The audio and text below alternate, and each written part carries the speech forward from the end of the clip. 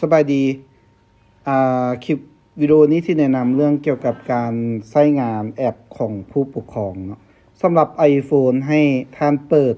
กล้องเนาะเปิดกล้องถ่ายรูปขึ้นมาเลยก่อนอื่นเราไปซอกหากล้องก่อนเนาะเปิดกล้องขึ้นมาปึ๊บแล้ว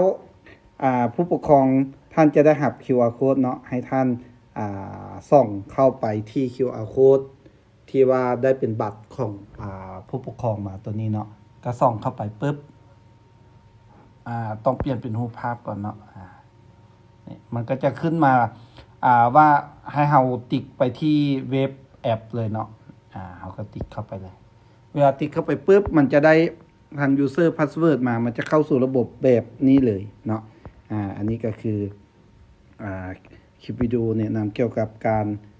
ล็อกอินเนาะล็อกอินเข้าใช้งานของแอปผู้ปกครองเนาะถ้าต้องการติดตั้งเป็นแอปไว้ในโทรศัพท์ให้ท่านไปจิ้มที่เครื่องหมายส่งออกเนาะ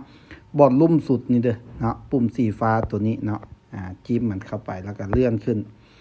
ท่านจะเห็นว่ามีปุ่มนึงที่ว่าเพิ่มไปยังหน้าจอโฮมตัวนี้เนาะแต่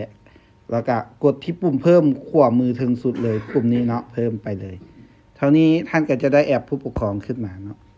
จิ้มเข้าไปปึ๊บแบบนี้เนาะถ้าต้องการสแกนกับสแกนอีกครั้งนึงเนาะมันก็จะถามว่าอนุญาตให้เข้าถึงกล้องบอกอนุญาตไปปึ๊บมันก็จะเปิดกล้องขึ้นมาแบบนี้ให้ท่านส่องใส่ QR code เมื่อกี้อีกเนาะแบบนี้ส่องเข้าปึ๊บก็จะสามารถเข้าระบบได้เนาะก็จะเป็นแอปแบบนี้เลยเนาะ